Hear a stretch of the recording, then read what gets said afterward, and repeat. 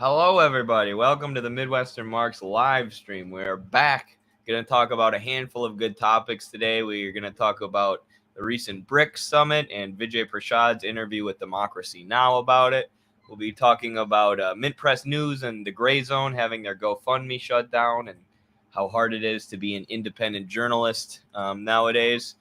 President Zelensky said that he will be holding elections in Ukraine if the U.S. donates billions of dollars to him. So he's holding that over their heads and waiting for a bribe. And then we'll also talk about Bernie Sanders' recent comments on Cornell West and Noah's recent article that got published in Newsweek. So should be a full show today. Excited to get into it. And we will do that right after the intro.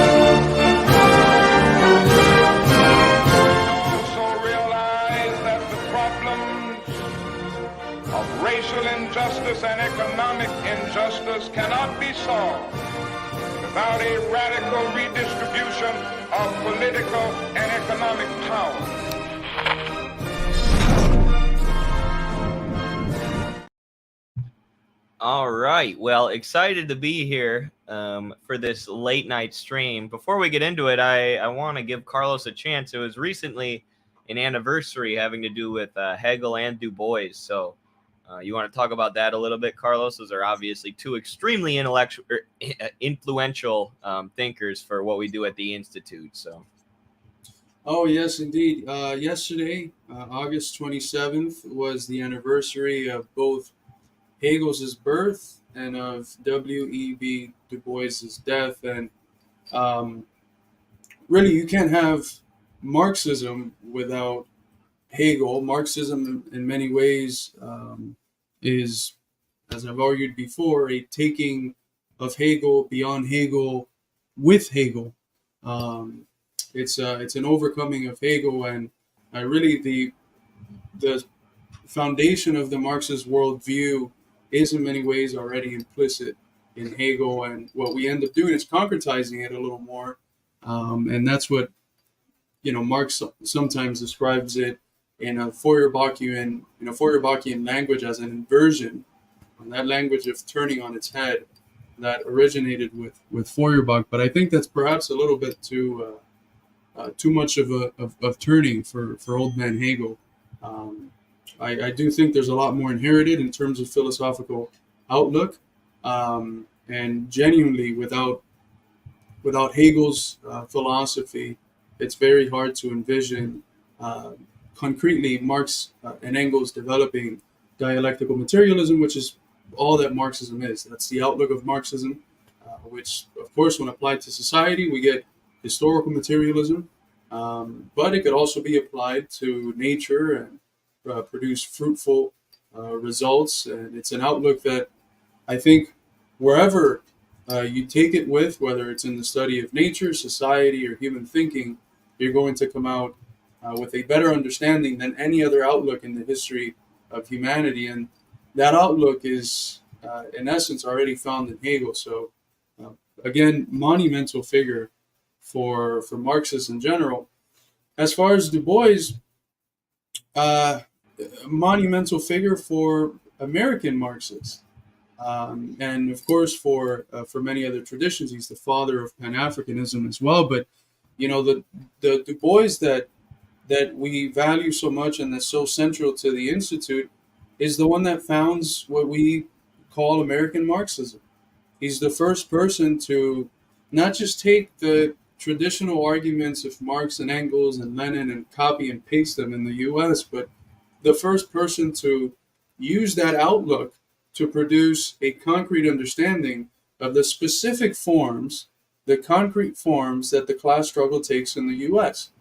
And of course, there was Marxists before Du Bois. You have Joseph Weidmeyer and Daniel De Leon, and even Debs, who is you know, in some ways before Du Bois, in other ways overlapping in terms of their work. But Du Bois is the first person to take specific account of the role that the Black freedom movement plays as a centerpiece of the struggle of labor against capital in the US.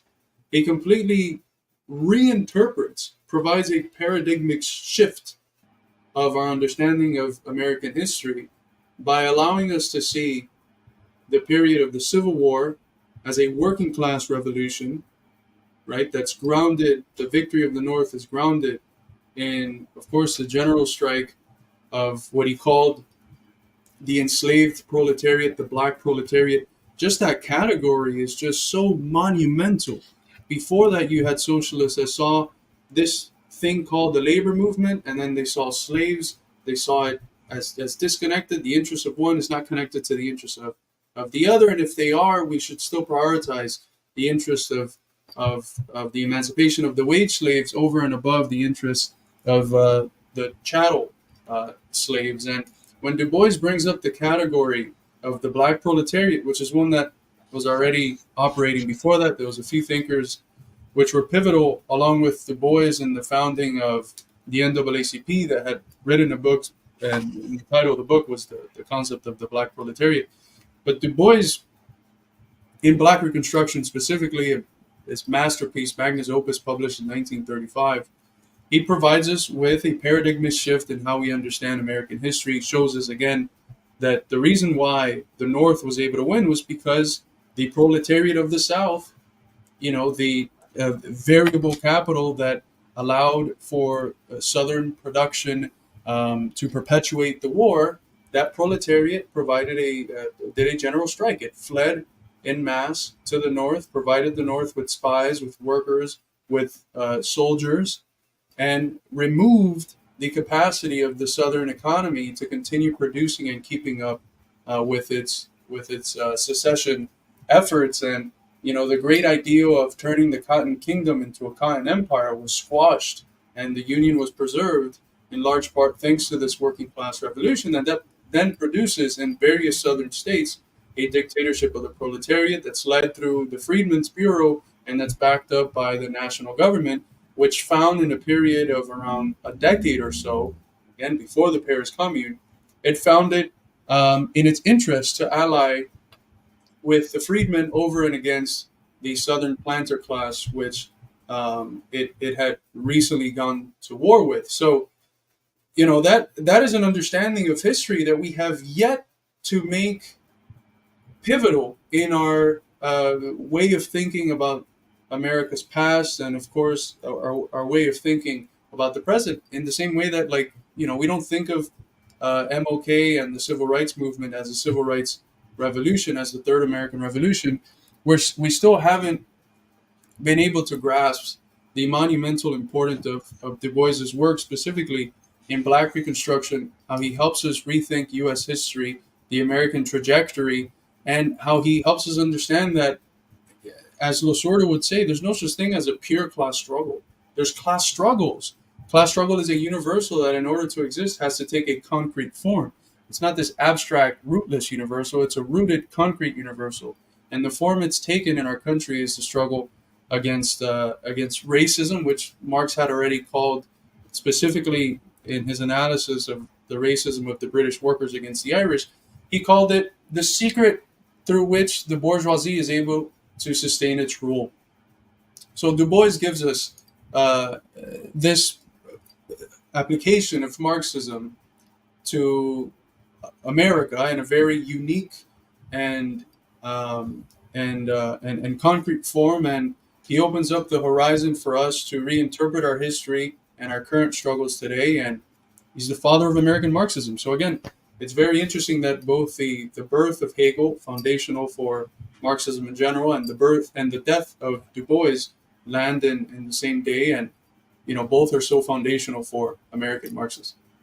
For sure. And I think the reason that we failed to recapture these figures, or one of the reasons, is that the American left is still heavily afflicted with this J. Sakai settler ideology, Right. which is antithetical to our heroes, to Martin Luther King, to Du Bois, to Fred Hampton, right? They didn't have this ideology that revolution in the imperial core was impossible, or that solidarity was impossible, or that, we should buy into this national historical nihilism and just throw away our entire history. So as long as the left remains afflicted with that sort of defeatist ultra ideology, it's going to be difficult to recapture these figures, which I think is something that you criticize extremely well in your book, The Purity Fetish and the Crisis of Western Marxism. And, maybe these people, these Sakaists, will cherry pick quotes from like Huey P. Newton or something like that to try and make their argument. But I mean, if you look at the core historical figures, that we should be recapturing, like W.E.B. Du Bois,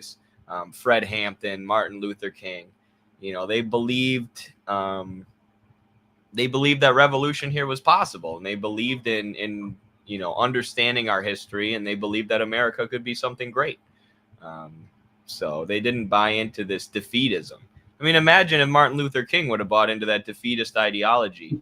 The civil rights movement never would have happened. So, yeah, great points there. That's so true. And just to maybe say one more thing, we had up here, Charles mentioned the counter-revolution.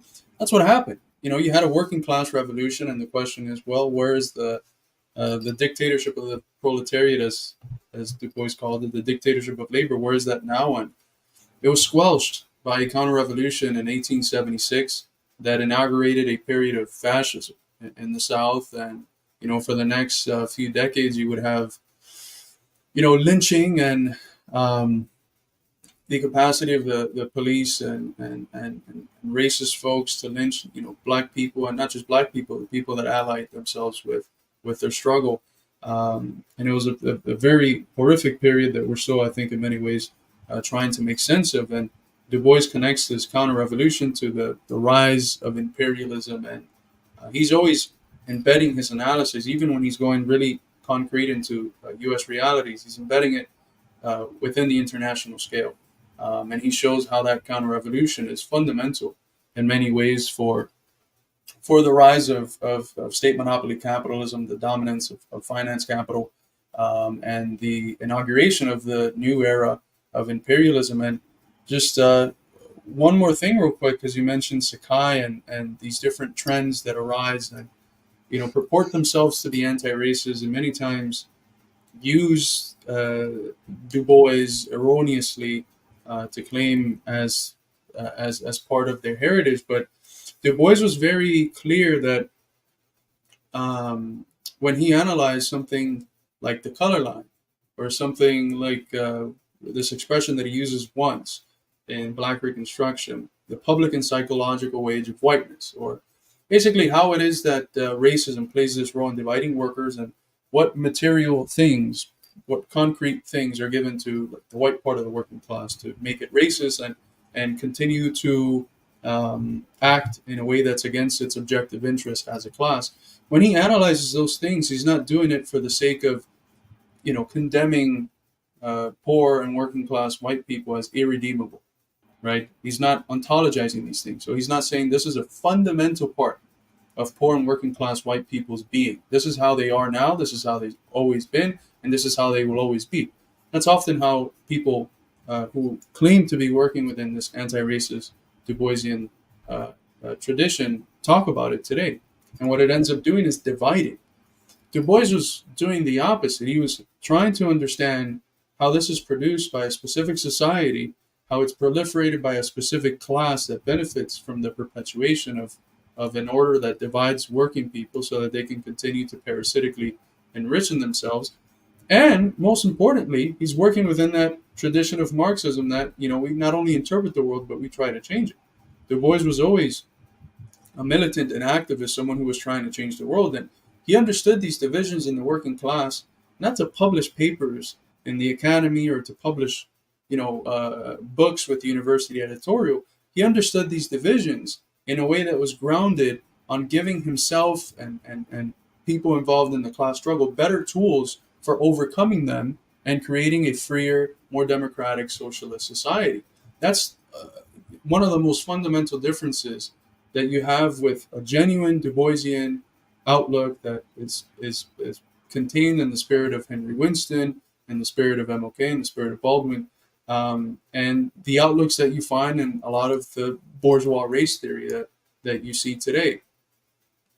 The point always was collective emancipation, seeing how it was that something like racism also affected white people. And, there's this famous image that Baldwin brings up that racism, the prison that white people think that they have put black people in, that's actually a reflection of their own, right? So the aim is always understand it to overcome it so that we can have a better, freer society where labor is in power and people are in power, not profits and capitalists. You don't have that today in the bourgeois academy. As opposed to overcome division and unite the people, you have proliferate the divisions and understand them only insofar as you can help to extend them beyond what they actually are. Absolutely. Well, let's get into our second segment then. Do you want to do VJ on democracy now first? Carlos has been reading a lot about the recent BRICS summit. I've been following it more casually. He did a lot of reading on that today, but VJ did this interview on Democracy Now!, who of course recently had on somebody who bashed BRICS and said that China is trading with certain governments that are not communist, where there are communist parties looking to take power, and therefore China is supporting the suppression of communists and the suppression of communist parties. So you've seen a lot of narratives like that coming out of Democracy Now! Ever since they started taking that corporate money. They used to just be small dollar donations from their viewers, and now they have some big money donors, so they're not what they once were. But thankfully, they had a great academic, Vijay Prashad, on to sort of counteract that narrative. And yeah, anything you want to say about the BRICS summit before we jump into this, Carlos? I guess I can maybe express some of the things that I had in mind as we're watching the video, but I want to recommend to anyone watching to also check out the dossier paper that Vijay Prashad did with the Tricontinental Institute for Social Research a few days before the summit, where he outlines some of the things that were going to be talked about and puts the BRICS summit within the history and context out of which the necessity for BRICS arrived. This is something that we've also republished in the Institute website. So if you'd like to read it there, you can go ahead and do that. But there's quite a few points that I want to bring up, and I'll just do that in our commentary of the video. For sure. All right, let's jump into it then. This is Democracy Now!, democracynow.org, the War and Peace Report. I'm Amy Goodman with Juan Gonzalez. Chinese President Xi Jinping, Brazilian President Lula da Silva, and Indian President Narendra Modi have arrived in South Africa for a major summit in Johannesburg of BRICS. That's the acronym for Brazil, Russia, India, China, and South Africa. Russia is sending Foreign Minister Sergei Lavrov after Vladimir Putin decided not to make the trip to avoid facing possible arrest. South Africa is a signatory to the International Criminal Court, which has issued an arrest warrant for Putin for alleged war crimes in Ukraine. And so South Africa would be obligated to arrest him if he arrived there. While the BRICS alliance was formed in 2006 and it appears poised to expand, more than 20 countries have formally applied to join BRICS, and others have expressed interest. South African President Cyril Ramaphosa talked about the importance of BRICS during a speech Monday. This BRICS summit is particularly important as it is being held as the world is confronted by fundamental challenges that are bound to determine the course of international events for years to come. Our world has become increasingly complex and fractured as it is increasingly polarized and competing with each other in various competing camps. We're joined now by Vijay Prashad, director of the Tricontinental Institute for Social Research. His most recent book, co-authored with Professor Noam Chomsky, The Withdrawal, Iraq, Libya, Afghanistan, and the Fragility of U.S. Power. Vijay Prashad's recent article is headlined, The BRICS Have Changed the Balance of Forces, but they will not by themselves change the world. If you can explain, Vijay, the significance of this meeting. The Withdrawal is okay, by the way. I mean, it's a good book. I have to do a review of it. It's not as good as Washington Bullets. You can tell that Chomsky had a hand in it and pushed away from the tanky stuff, I guess. But it's an okay book if you want to know what's gone down in the world with U.S. foreign policy in the last 20 years. I'll do a review of it soon. Meeting taking place in South Africa right now, and also in the context of what's going on quite far away, but the war in Ukraine. Well, Amy, it's great to be with you. This is the 15th BRICS summit, the first one in person since the summit in Brasilia in 2019, brings together heads of governments of these important countries. Yes, it's true. It's also the first BRICS summit since the war began in Ukraine 18 months ago. It's important to recognize one of the reasons why this particular gathering is so important. You know, two of the BRICS countries, Russia and China, are members of the Security Council. They are part of the P5, the 5 permanent members of the Security Council. It's important to point out that the 3 other members, Brazil, South Africa, and India, have long applied to be permanent members of the UN Security Council. In other words, to have a veto. There is no Latin American with a permanent seat on the sorry to stop it already, but you know what doesn't make sense about this? Well, a lot of these countries applying to join BRICS are semi-industrialized. And this is something Americans have a hard time wrapping their heads around because they've always lived in an industrialized country. They don't realize that a lot of these countries haven't advanced their productive forces. A lot of them are even semi-feudal in some way or still have, a peasantry. So by China building up industry in these countries, that isn't suppressing communist movements. That's creating a proletariat, right? That's allowing them to move towards more modernized production, which creates the proletariat or the wage laborers as a class and gets rid of these semi-feudal elements of the economy, allows these economies to modernize, which creates the possibility, the potential for socialism. Security Council, Brazil has asked for that seat. There is no African power on the Security Council with a permanent seat. South Africa has long lobbied for that position. And India is the country with the world's largest population and has for 20 years asked for a place at the Security Council. These are 3 very important powers that we, in the context of the war in Ukraine, have tried to put themselves forward.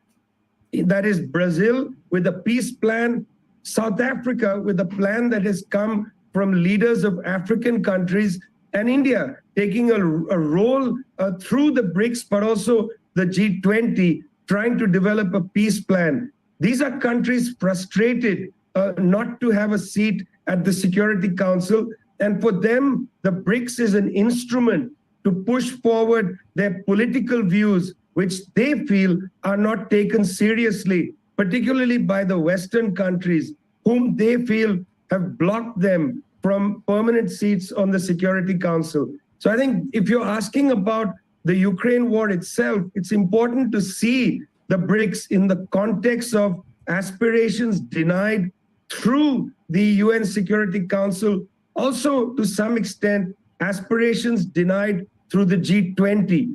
During the financial crisis, when US banks went south, there was an argument made by G7 countries that if countries like India, China, Indonesia help liquefy Western banks, the G7 will be wrapped up and the G20 will take its place.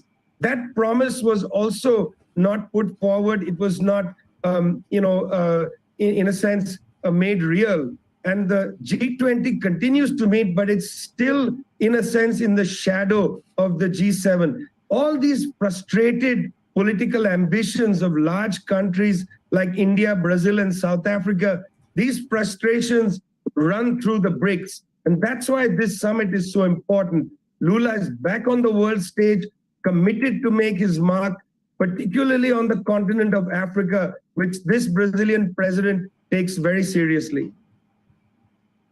Vijay, I wanted to ask you, Democracy Now! Had two guests on yesterday to also talk about the BRICS summit, and to say the least, both of them were skeptical or practically dismissive of the importance of BRICS. One of them, Trevor Ngwami, said, quote, that that BRICS was projecting a false hope to the masses. And the other, Patrick Boyd, the director of the Center for Social Change at the University of Johannesburg, said that the new applicants were basically a group of, quote, tyrannies and carbon-addicted economies. You have Carbon addicted. What a smear that is. That is the most liberal, ecological, imperialist line I've ever heard. These countries aren't allowed to develop their productive forces, even though they consume like 7 times less than the United States and the Western powers. They're going to emit too much carbon. As if China isn't the main country moving towards eco-socialism and moving away from carbon right now. And Lula made a really good point on this in the summit, which is the necessity of criticizing green environmentalism, which is in reality a form of neocolonialism in disguise. And the essence of imperialism and neocolonialism is that, keeping countries dependent, keeping them underdeveloped, and keeping them in a state where really they can only produce a few goods and commodities that are then exported into the imperialist countries that are low tech, and that feed into that constant underdevelopment that enriches the imperialist West, that keeps these areas of the world in their condition of dependency and immiseration. Absolutely. We saw that with the Ecuador elections a few years ago, where the U.S. was backing this ecologist candidate, or a candidate who was claiming to be an environmentalist, who was really, just a U.S. puppet, neo-colonialist, but he was attacking the left-wing candidate, Rafael Correa, trying to attack him from the left, the liberal left. It was the candidate that Correa had, Andres Arauz, which is a younger guy. Yeah. But have a much brighter sense of the hopes of BRICS. What's the importance of Can we address this real quick before we get to the VJ answer? Because this is a good question. Mauricio says, Michael Hudson says that BRICS needs a manifesto, and I 100% agree, because there are evident contradictions within BRICS, and now that it's expanding, it would be crucial to set a principle of unity. That's one of the things that the vast majority of experts, whether they're Chinese, Russian, Iranian, that they're bringing up, which is like, what are going to be the conditions for the expansion of BRICS? And I mean, questions have been asked. How was it that the lot of countries that was allowed in this round, how was the decision-making process done? Was it just the sort of thing where, okay, when everyone agreed on a specific country, they let them in? Because there was other countries that had, far bigger economies and roles that they play in their regions, which applied to join BRICS and didn't get invitations this time around. And then there was other countries that don't really play that larger role in their region, which were brought in. And then there was also the the asymmetrical character of the regions that were represented. The Middle East, the vast majority of the countries were from the Middle East. I don't know if we can bring up the list of the five. I think it's 5 or 6 countries which got the invitation. But it's important to analyze because there are tensions, obviously, between these countries, and hopefully they could all see the common role that they're playing, and I think they are, by objectively presenting the world an alternative to the U.S.-dominated global financial imperialist system and organs such as the IMF and the World Bank and to some extent the World Trade Organization and others. They are presenting that alternative. The question is, how are those internal contradictions that exist going to be navigated? Because BRICS had, over the last decade, certain slowdowns. It slowed down with Modi, which has had a turn towards being more explicitly open to saying no to the U.S. and to the Western imperialist powers as of recent. But before it wasn't like that. He was very cozy to the West. The same thing with Jair Bolsonaro when he got elected after all the fraud that went on against Dilma and Lula, which has, of course, came out in the last few years. He's obviously a very pro-U.S. Candidate. And it kind of stifled the relationships and the role of Brazil within the BRICS. So, those sorts of questions and contradictions and stuff have to be worked out in the process of moving forward. A little bit about its origins, which most people are not aware of. Well, of course, Patrick and Trevor are entitled to their opinions, and I'm sure they have very positive things to say about other things. But the fact is that neither of the two of them nor I. He's too nice. Vijay should have been like, well, that guy's a fucking idiot. And you wouldn't have had him on if you didn't take all that Soros money. Wouldn't that be such a great way to disagree with someone? Yeah, and instead of such an eloquent way to reply, instead of saying, that was fucking idiotic, what you just said. You say, I'm sure you have great opinions about other things. I love it. BRICS, nor in a sense are we able to drive the BRICS agenda. But when one analyzes something like BRICS, I think rather than taking a moralistic position towards it, it's important to understand what it's doing. 22 governments have elected to join BRICS one way or the other. Some of them are very complicated countries at this present moment. Saudi Arabia is in a very complicated situation. It's sort of dancing between the worlds. 7 of the 13 members of OPEC have applied to join the BRICS. This is very significant for shifts in the world balance. Whether you like it or not, that's a separate issue. Let's first try to understand as best as we can what's happening. Well, the BRICS has its origins in 2003 when India, Brazil, and South Africa came together to try to break the World Trade Organization's really quite, strict approach towards intellectual property rights. India is one of the world's largest producers of pharmaceuticals. Brazil and South Africa at the time were keen to get access to low-priced AIDS drugs, the HIV/AIDS cocktail. India could produce it, but was not able to sell it to these countries at a cut price because of the World Trade Organization's TRIPS regime, the trade-related intellectual property rights.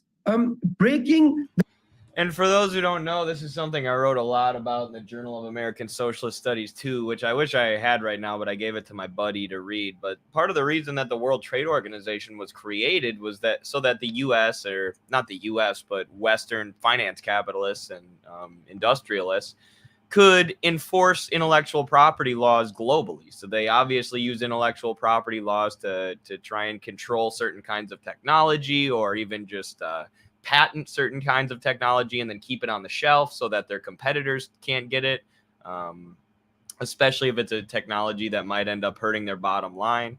So the World Trade Organization was created so that they could enforce this globally.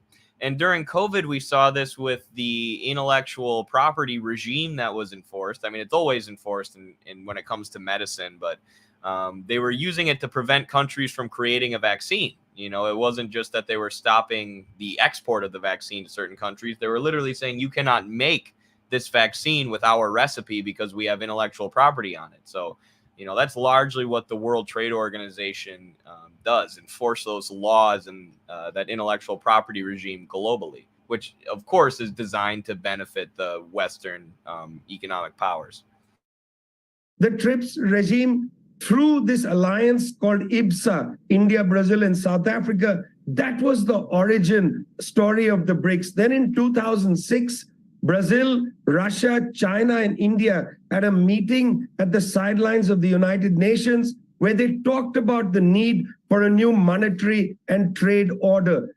This was a preparatory discussion. In 2009, these countries come together to launch the BRICS summit. Now, what's really important to understand and why we shouldn't exaggerate the potential of the BRICS, initially, BRICS comes together in frustration with what they think of as the leadership of Western countries over the world fiscal and monetary order. The economic crisis of 2006, 2007 was pretty shocking for countries like India and China. They had put a lot of their eggs in the basket of the Western economic growth, of the US market as the market of last resort.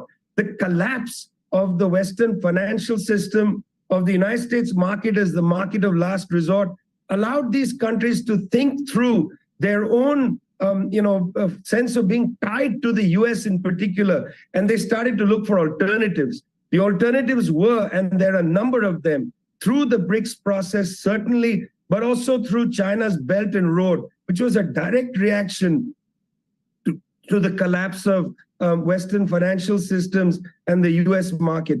In that sense, BRICS is largely a trade bloc. Excuse me, largely a trade bloc. The rest is basically an aftermath.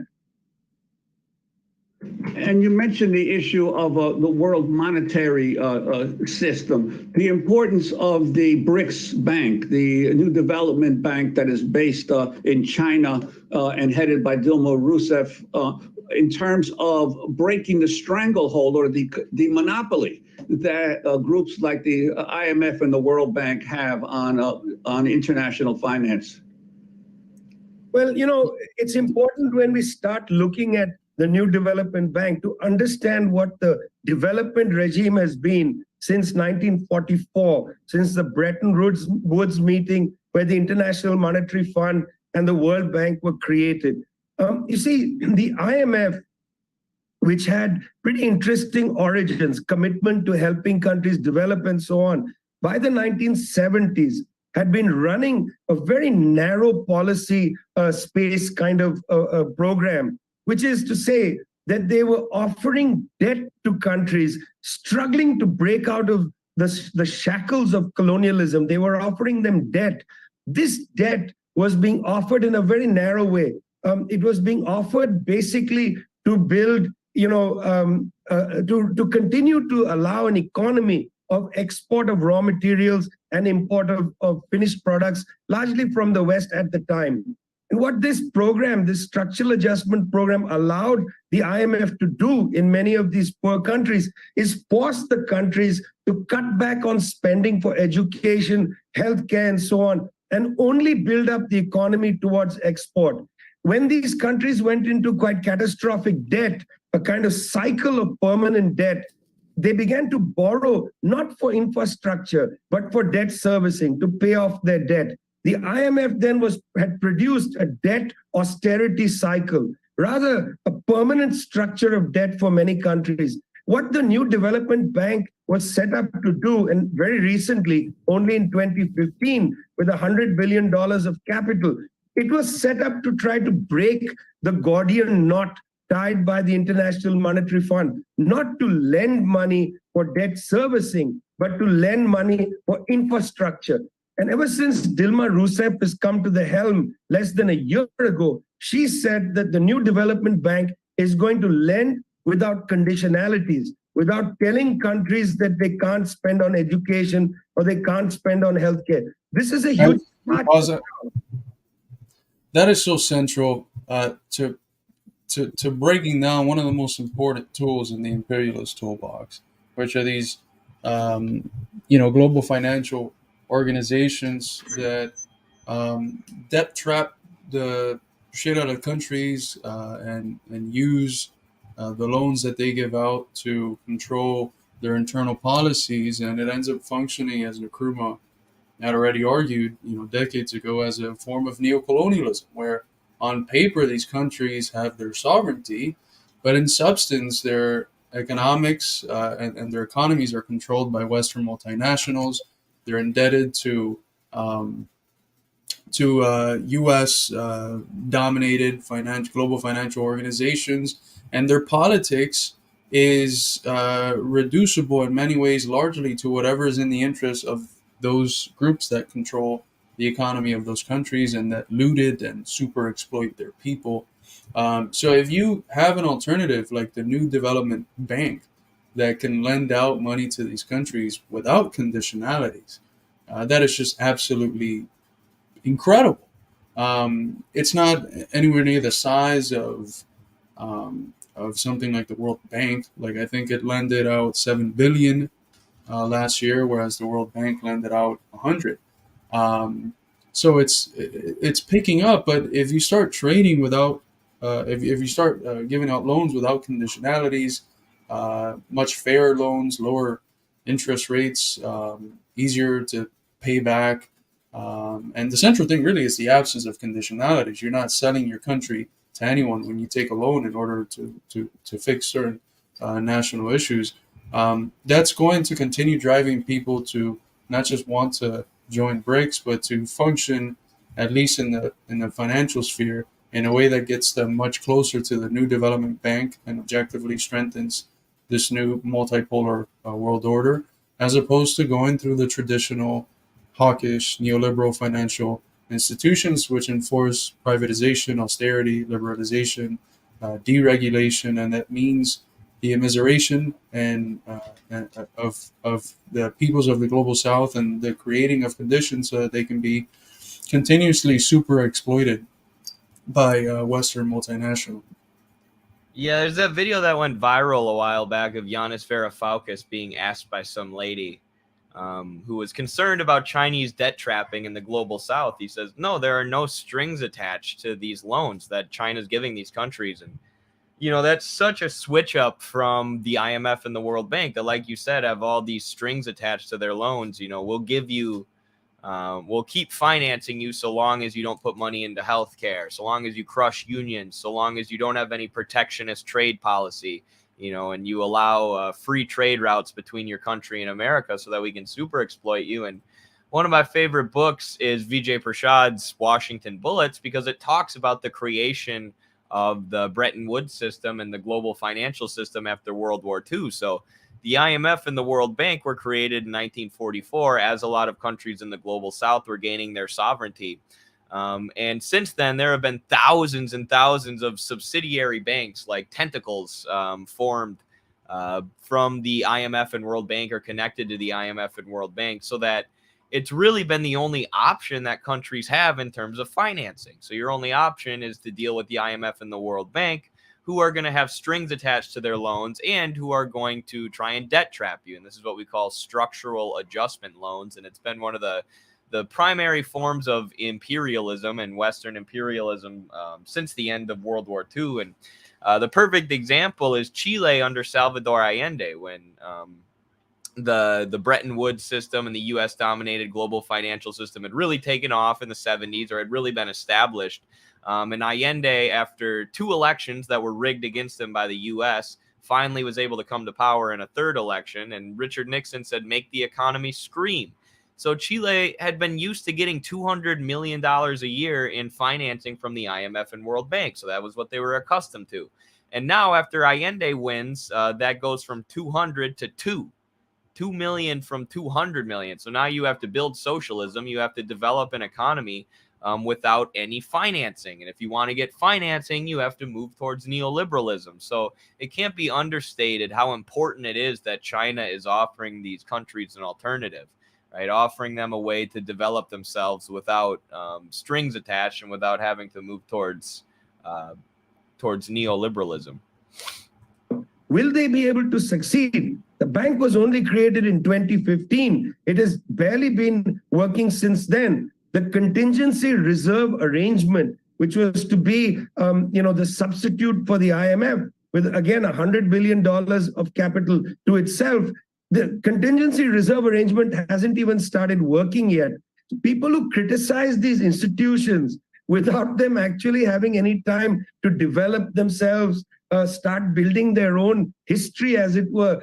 I find this. Eddie, can I say just a thing or two about the contingency reserve arrangement?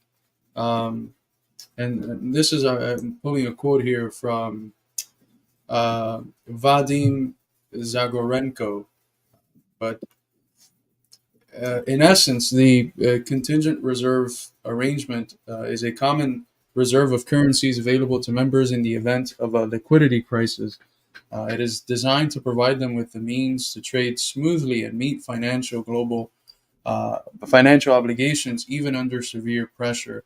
In times of an investment famine that is threatening global economic growth, with some members under sanctions, such a reserve can prove useful. So it's a quite fundamental thing. It's not operating yet, but as soon as it starts, it's going to be another factor, such as the new development bank, that is just going to help shift the global centers of power away from the U.S. dominated global financial institutions. Let's see how they go. Let's see if the contingency reserve arrangement will be a substitute for the International Monetary Fund. Dilma Rousseff has said she's interested in experimenting with local currency lending. She's interested in using, for instance, currency swaps as an instrument, something that the People's Bank of China has already been doing. That's another thing that people have been sort of inquiring about, whether there's going to be such a thing as a BRICS currency. Some specialists have argued that that'll be quite hard, again, because of a lot of the contradictions that exist between these nations.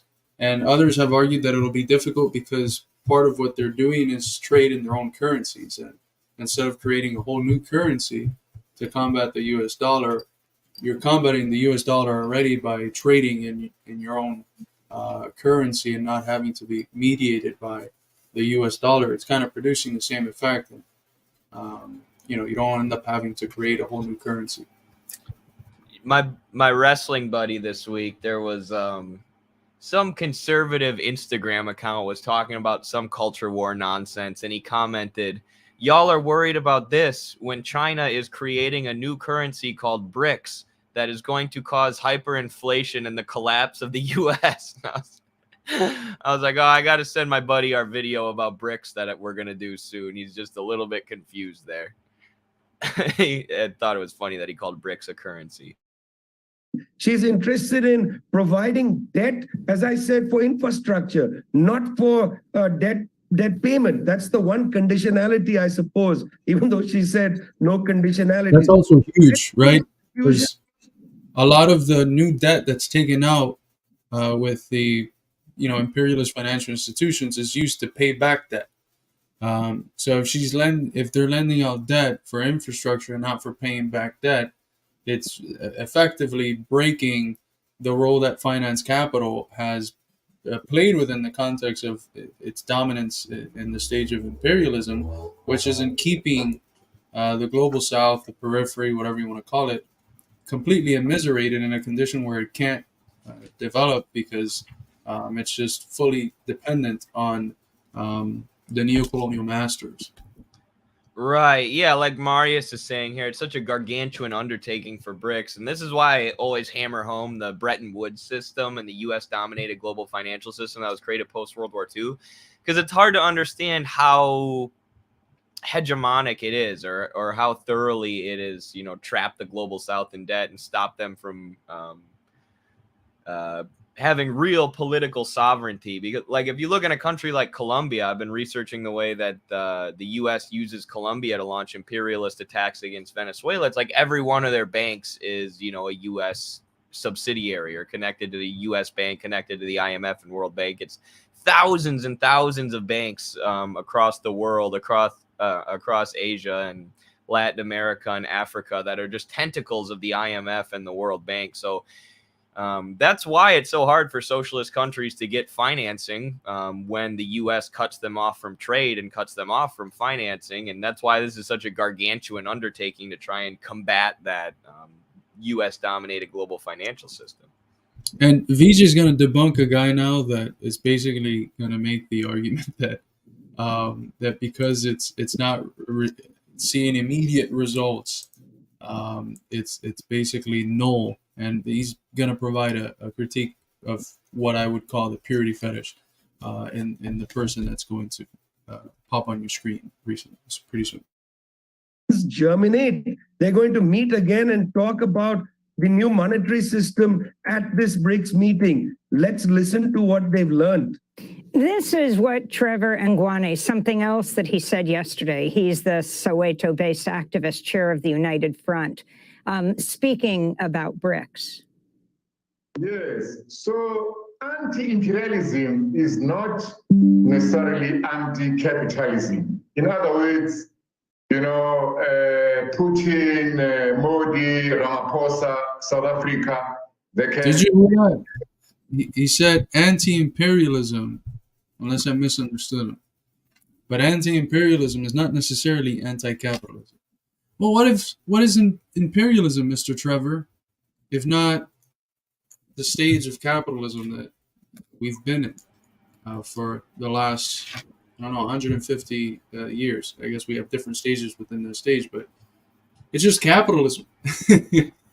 How can you be anti-imperialist and not objectively, regardless of whether you think it or not, objectively at the global scale, be functioning in a simultaneously anti-capitalist form? And it's funny because Vijay always makes a big deal about people who have read Lenin versus people who haven't. People who have this understanding of imperialism as the highest stage of capitalism and people who don't. Because it's absolutely necessary to understanding the modern world, and it's absolutely necessary to understand what all the existing socialist countries are doing to try and construct socialism. If you don't understand imperialism as a stage of capitalism, you end up in really silly pro-imperialist positions like this fella. I want to bring up here the comment from Wayne Tables, which is very good. The guy he's debunking might as well be a music journalist saying that a band sucks before the first album even comes out. Yeah, I present two similar silly examples in the purity fetish, which is like criticizing a baby because it hasn't learned its Shakespeare yet, or because it doesn't know how to play Beethoven symphonies or something. Like it's so completely absurd, and you have to, in order to really define a thing, you have to see it develop into the thing that it's going to develop. You have to see it concretize and become what it's going to be. You can't like look at a 7-year-old and be like, "You're a shitty human."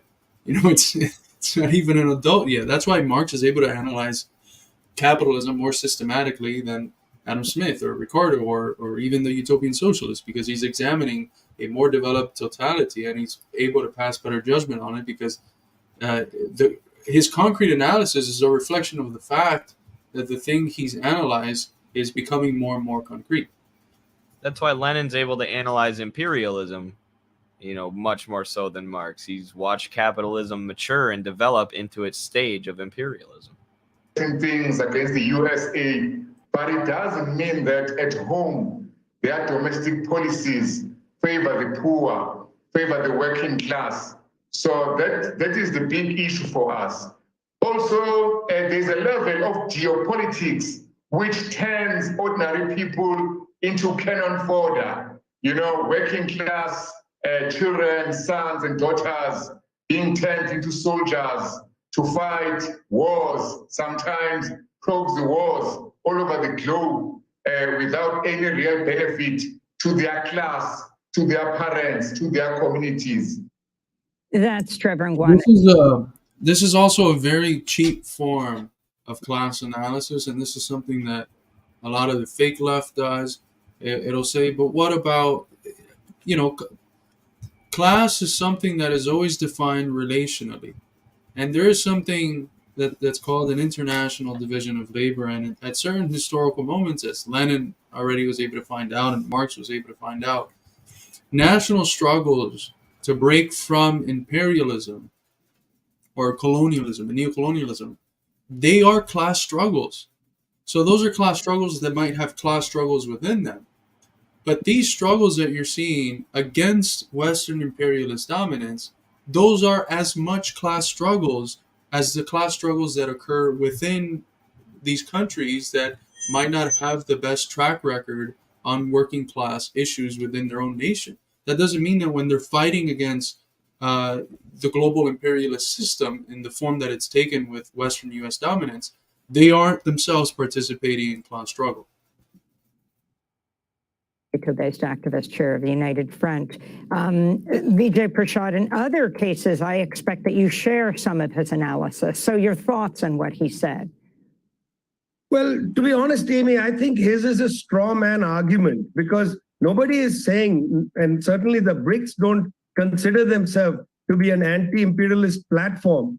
I mean, these are very large countries in the world. You put together their gross domestic product, the global share of the GDP of the BRICS country is greater than the global share of the GDP of the G7.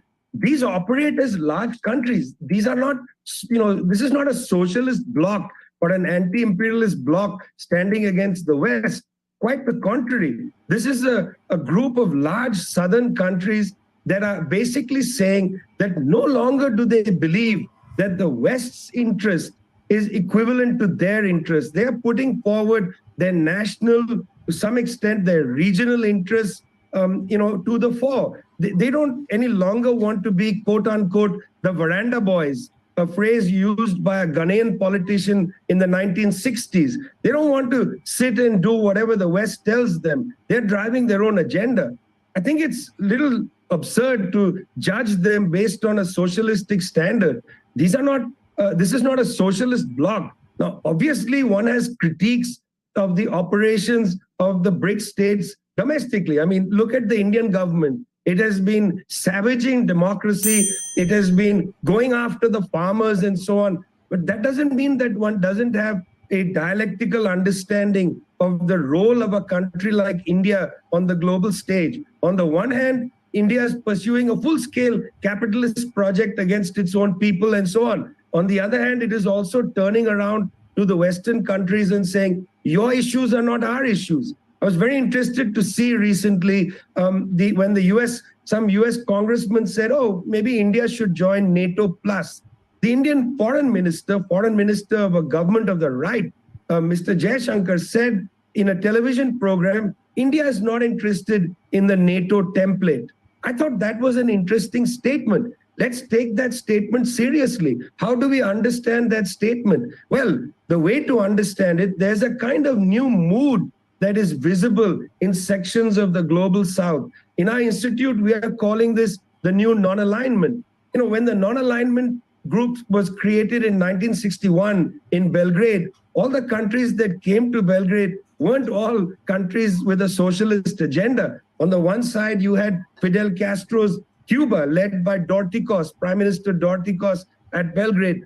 On the other side, you had very much pro-Western Ceylon, later Sri Lanka, at the meeting. So, this is a non-aligned emergence. This is not a socialist emergence. So I think that kind of criticism is literally tilting at windmills. It's a straw man criticism. Might have, bright spots here and there, but it doesn't help you understand what this is. This isn't claiming to be an anti-imperialist bloc. On the other side, it is perhaps indicating a kind of new non-alignment. And what I like that comparison to the non-aligned movement. And if people want to hear more about that, read Vijay's book, The Darker Nations. But it made me think of Nasser in Egypt, who were, not socialists, or Nasser was not a socialist. He was an Egyptian nationalist, and they were one of the founding countries that were part of the NAM, the non-aligned movement. But you know, they were able to do things economically, like building the Aswan Dam that brought electricity and power to like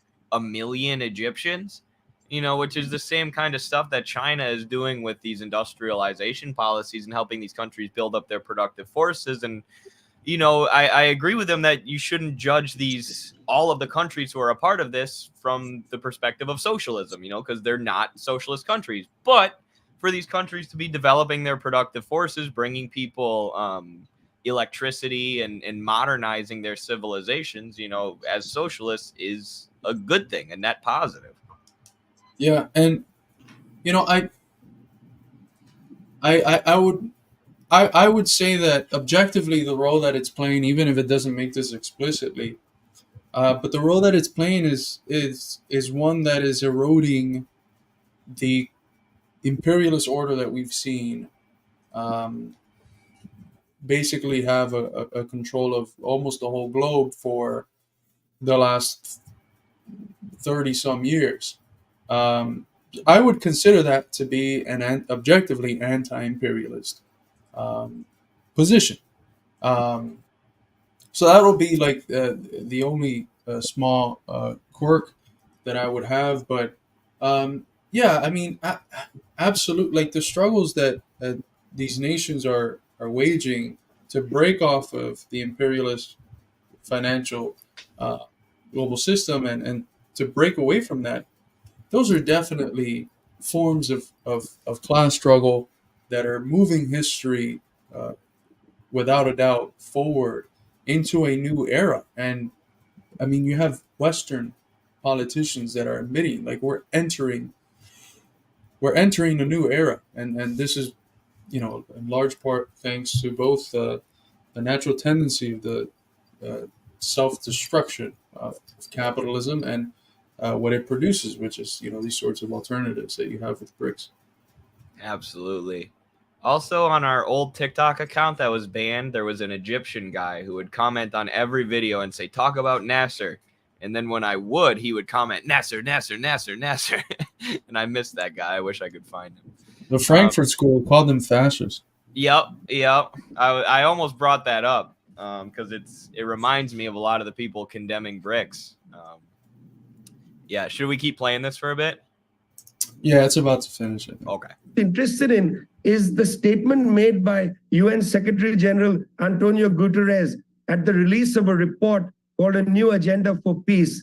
At that event, Antonio Guterres said that the post-Cold War world has ended. The post-Cold War world. That means the world that was created after 1991. He said that world has ended. And he said, we're in a new period. And he said, some people are calling this the era of multipolarity. Maybe. I think it's premature to name something right now. We're in a new era. Well, let's try to understand that new era. It's certainly not a great era of anti-imperialism, but it might be the emergence of a new non-alignment. And Vijay, And there's this, just real quick, because I remember what I was going to say.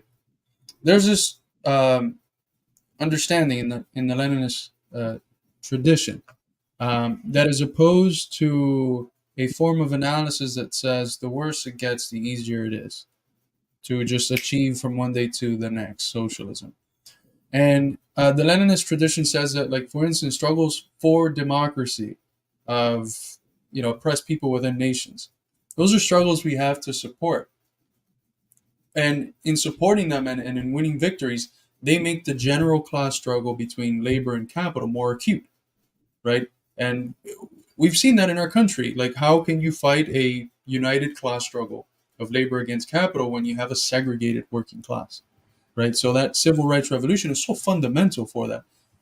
In a certain way, I think that the same result is going to be produced by the breaking of the obviously anti-democratic neo-colonial system. And even if these countries are not pro-socialist or pro-workers, breaking them off from imperialism, having them have an actual sovereignty is going to make the class struggles within those nations more acute and is going obviously to benefit the struggle for socialism in those nations. For sure. I also want to highlight this comment that Charles left, because I was actually thinking the exact same thing earlier, that this is almost like the Soviet Union supporting non-socialist countries who were fighting for national self-determination, who were fighting against colonialism. And, that was largely under Stalin. And now, since then, we've had the formation of the Bretton Woods system and this financial imperialism by the U.S. So China's almost doing the same kind of thing, saying, hey, even if you're not socialist, if you're fighting to get off of this Western-dominated neo-colonial financial system, we'll trade with you and we'll help you out with that. Question. We only have about a minute, but you mentioned India, but China has also been at the focal point of a lot of the media attention about aggressiveness in the world. And you have made the point repeatedly that there is a lot more democratic debate going on in China, a richness of debate that most Americans are not exposed to. And you have tried to raise some of those issues on the world stage. Could you talk about that? Well, of course, I would love to talk about that, because this itself raises eyebrows. People get suspicious of you when you merely say people in China, a country of 1.4 billion, have a range of political opinions. If you just go to Bilibili, if you go and read Chinese periodicals, there's a range of opinion, including of the BRICS, including of countries that participate in the Belt and Road Initiative. There are some sections in China who think this is a waste of time. China is a very strong economy. Some of these other countries simply not able to pull their weight. Why is China bothering with them? I mean, recently Xi Jinping said China is an ocean. Other countries might be like little puddles. An ocean might have turbulence, but at the end of the day, it's still an ocean. This kind of attitude is there in China, of course. And so if you believe that, you'd wonder, why are you bothering with Argentina? Why would you bother with the United Arab Emirates? You should only play with the very big players in the world. There are other opinions out there, very strong opinions, which say, no, China must play a role in the global south. China has enormous surpluses. It must lend for infrastructural development and not for debt repayment and so on. This is an interesting period we're in. There are lots of debates, and the BRICS meetings are places where a great deal of debate happens. This is not a place where people just come and all nod and agree. It's a place of great debate. Dilma Rousseff has said repeatedly, she is going to Johannesburg to discuss and debate the importance of local currencies, pushing the idea that people need to trade in their own currencies. They shouldn't be mediated merely through the dollar. I think these are rich and important discussions. I'm actually just surprised how little these discussions carry over into the West. Vijay Prashad, I want to thank you so much for being with us, Director of the Tricontinental Institute for Social Research. We'll link to your new article, The BRICS Have Changed the Balance of Forces. I really like that point he makes there about the debate, because that's the same point I'm always making up. If you think China's a dictatorship, where only certain opinions are allowed, read their debates, listen to their debates, the debates that they're having within the party or the public political debates. If you think they're imperialist, if you think they've restored capitalism, listen to the Chinese communists, what they have to say about it. And, a lot of Westerners don't do that. They make an analysis of China without even, bothering to read or listen to what our comrades in China are saying about it. And we're hopefully going to interview Roland Bohr soon to give people access to a really smart scholar from China. But yeah, I love that point. Vijay always makes that point. I probably stole it from him somewhere along the line, but I love to say the same thing.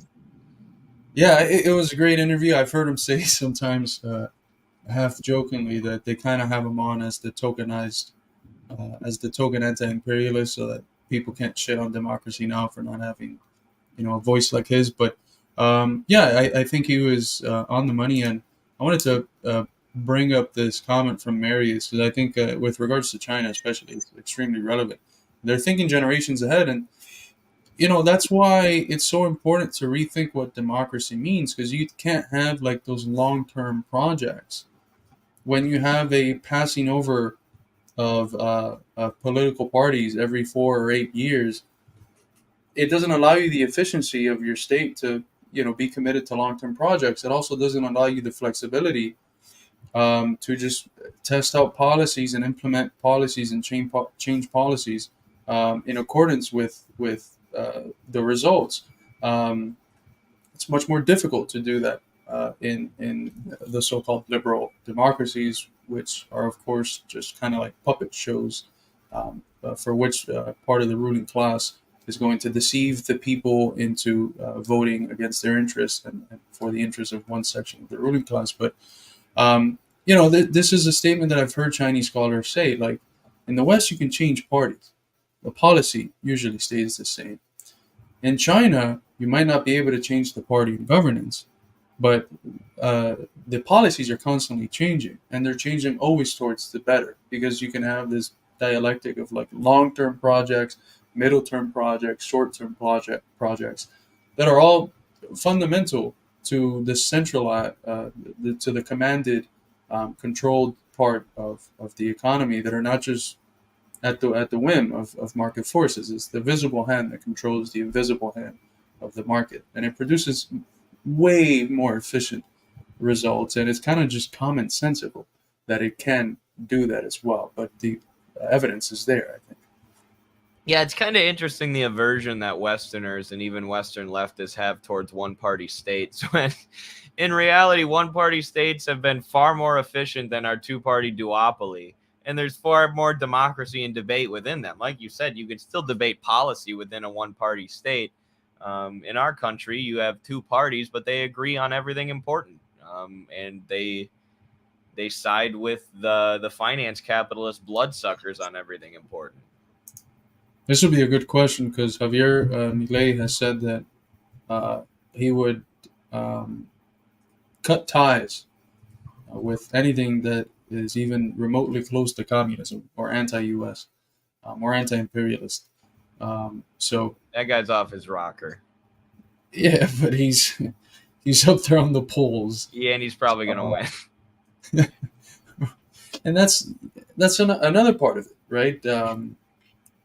You take one step forward and you do what Correa did in Ecuador, and then you take a few steps back with Lenin Moreno, and the same thing happens with Lula. You take a decade of very difficultly taken steps forward, and then a whole bunch of steps back with Bolsonaro, and that's the one of the central futilities and inefficiencies of bourgeois democracies, which are dictatorships of capital through and through.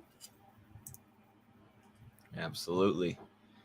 Development is never straightforward. It zigs and zags, goes backwards at points, but progresses nonetheless. So that was a really good segment. That was really interesting from Vijay. I thought he did really well there. Let's jump into one of our shorter segments. Dude, this made me laugh so hard.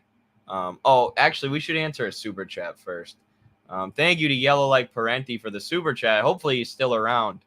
He left this a while ago. That segment took a while, but Midwestern Mark's position on land back seems to mean different things to different people. Not sure what to make of it. Yeah, my position on that is the same as Stalin laid out in Marxism and the National Question, right? If there are nations within the U.S. who want self-determination, then they should be granted self-determination or given as much land as they need. But, a lot of the people championing land back are white leftists. It's something that needs to be determined by the actual indigenous nations that exist within this country. And a lot of the times it just seems like tokenization from white leftists, or they just want to expand the reservations, which indigenous people, like any people in the United States, are living under capitalism. What they need is job opportunities. What they need is economic development. They need the same types of things, the same kinds of welfare programs, or the bettering of material conditions that everybody needs under capitalism. So you can't just carve out a plot of land and call it good. And I think largely the hashtag land back movement has been co-opted by NGOs. Like the NDN Collective is funded by Amazon, and they're basically just trying to use it to get more land for themselves while tokenizing indigenous people. So I wouldn't consider that self-determination. I would consider that corporations weaponizing social justice issues or weaponizing the land back slogan to try and corner more of the market. So, you know, that's my view on it. But I mean, my view hasn't changed since Stalin wrote Marxism and the National Question. Like, if nations want their own state, if they want their own, if they want self-determination, then Marxists should support that. You made that sound like if you were around when. It hasn't changed since me and Stalin wrote that together. No, I think that's a perfect answer. I second all of that. For sure. That's a question that we've had to answer plenty of times thanks to Twitter. So my response is pretty refined at this point. All right, let's move on to this hilarious story. I know I left you guys hanging, but the more I learn about Zelensky, the more he makes me laugh. And the more of a clown and a puppet I realize he is. But he said, this is from Samuel Ramani. Oops, I got to reshare my screen here. Who said, breaking, Zelensky says that elections can be held in Ukraine if the West provides financial support. So Max Blumenthal says the best democracy the West can buy. So despite the billions of dollars Biden has dumped into Ukraine, Zelensky is constantly asking for more weapons, more funding, more NATO involvement, period. You know, NATO getting directly involved might be the only thing that could save Zelensky at this point. I don't know. We'll see once the special military operation is over, what Russia decides to do with him. But I mean, this is just hilarious. Like, the U.S. is talking about Ukraine as this sovereign democracy, and they're not holding elections. And they face some criticism even from liberal sources for that. And Zelensky goes, well, if you pay me, if you give me more than the $750 billion you've already given me or whatever it is, then maybe I'll hold elections. It's so comical. The best democracy the West can buy. I don't know what else to say other than that.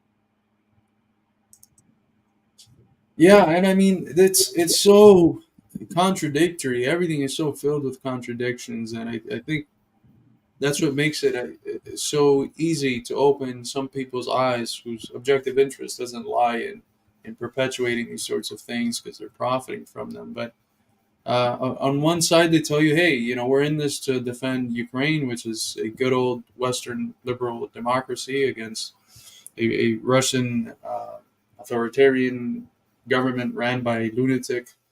And then you see that's going on. You see the repression of unions, the repression of communist and leftist and socialist parties, all the repression of ethnic Russian people.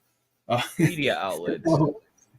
Media outlets, you know, the assassination of journalists and people, the fucking kill list that they're putting people on, where they cross them off when they're killed. And you see all of this, having Nazis in their within their ranks, their military ranks, having Nazis play a central role in the direction of you see all of this, and it's like, where is the democracy? And this is just one more factor in the spectacle of this whole affair, which is that, yeah, we'll do elections if you give us some money. It's like it's absurd, but the American people are not stupid. I think if you bring the facts up to them, a lot of them will see how absurd this narrative is and how fundamentally against their interest it is.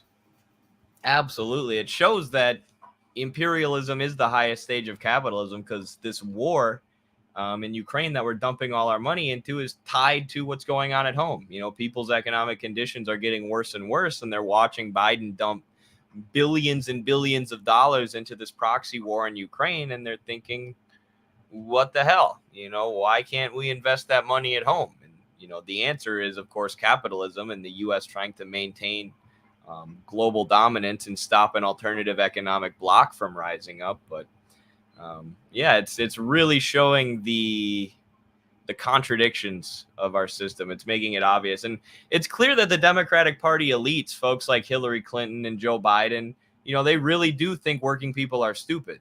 You know, they think they're a basket of deplorables, or, you know, people who can be controlled. And now the public is majority against the war in Ukraine. You know, public opinion is shifting against them. It's becoming harder and harder for them to pull the wool over the eyes of every single American, which is why you see them cracking down on social media, cracking down on what they call misinformation, which is really accurate information. It's why 7 of our TikTok accounts have been banned, but it doesn't matter. You know, the truth will win out, and the people of this country aren't stupid. They're not, and they're waking up more and more every single day. So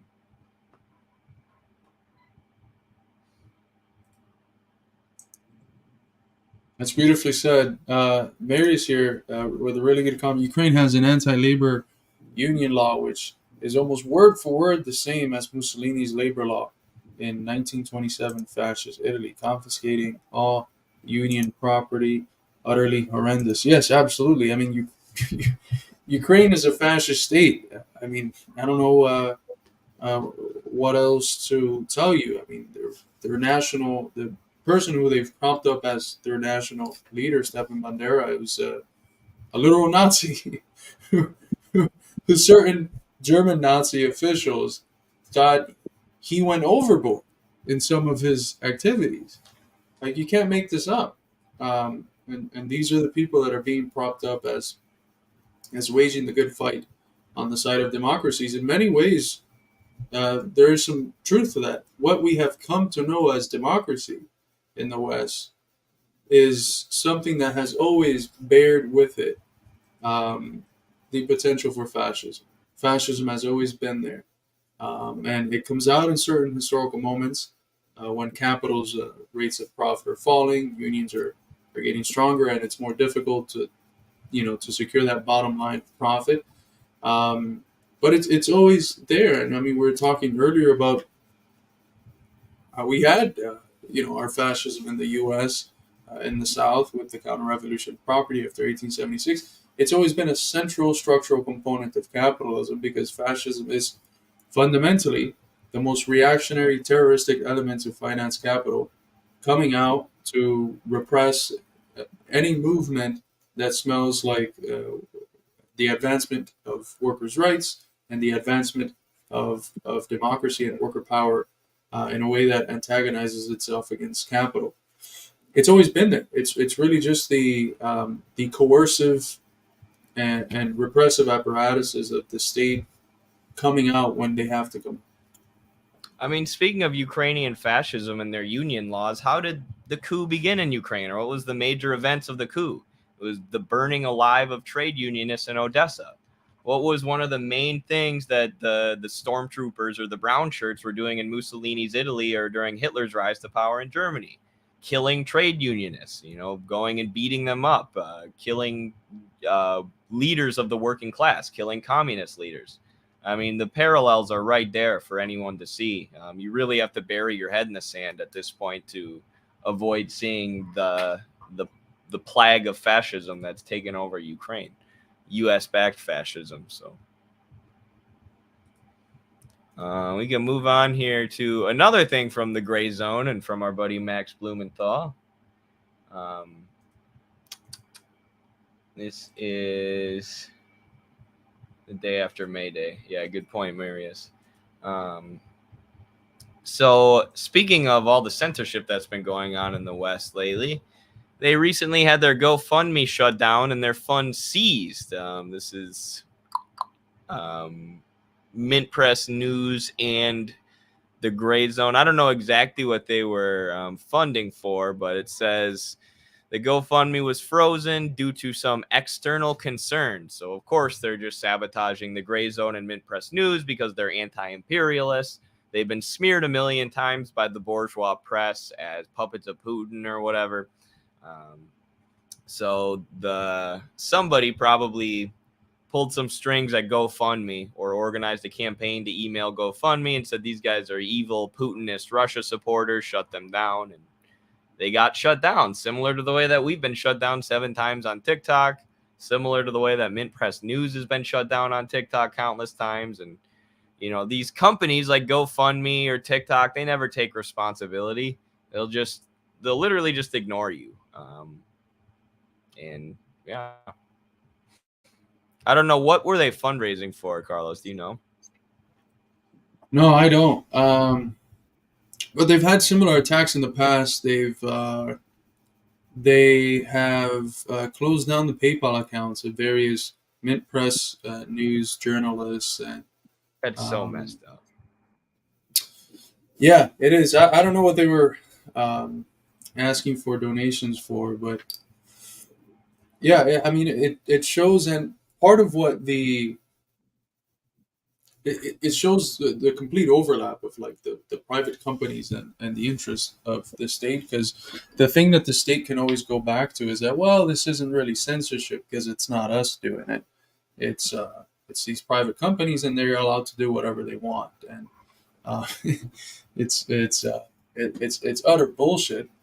And we know that there's a constant revolving door between all of these institutions. Perhaps not GoFundMe, but they play to the tune of the elite and of the way of viewing the world and current events that our ruling elite capitalist class views it through.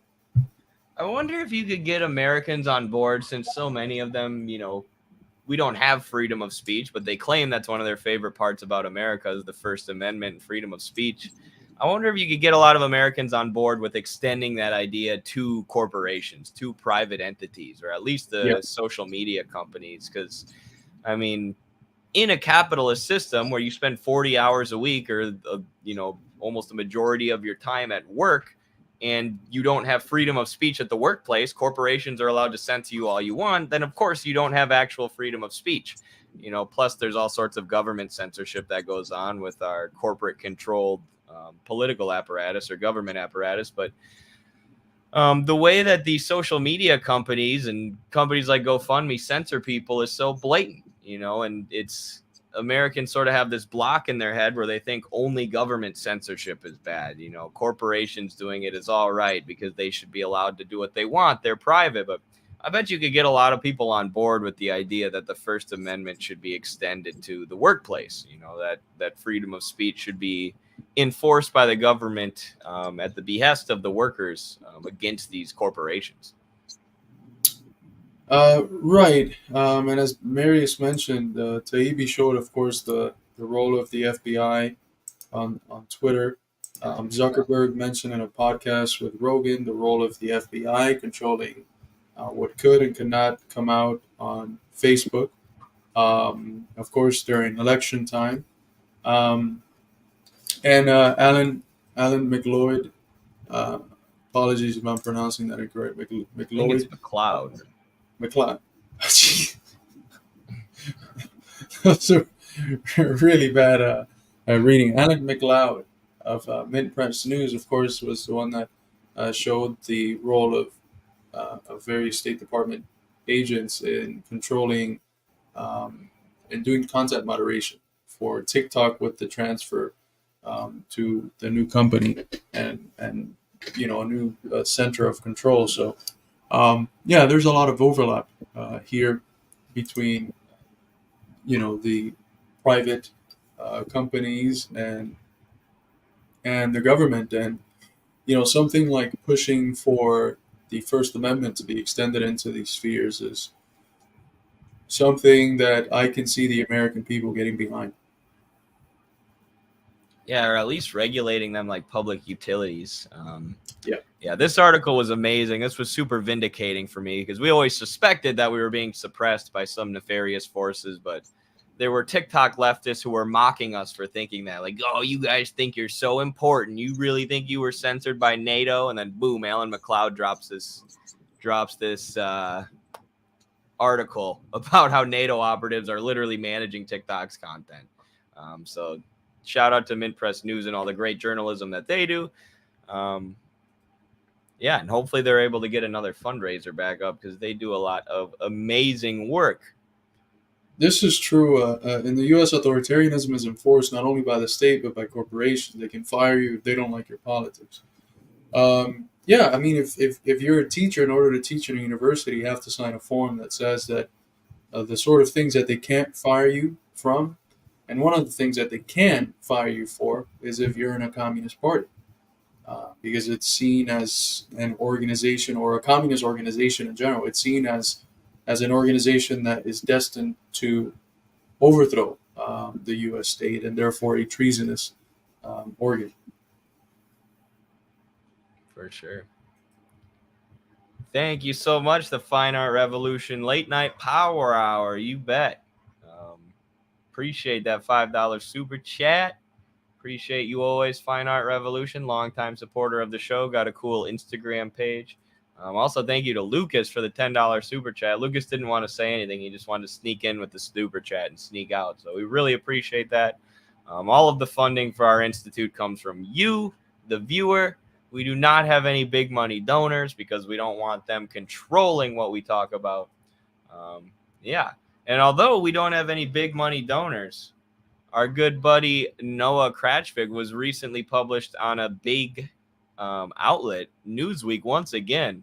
For the second time, he was part of their debate series that they do, where they have people share conflicting opinions. And see, co-director and theorist for the Midwestern Marx Institute for Marxist Theory and Political Analysis. Very cool to see that show up on Newsweek.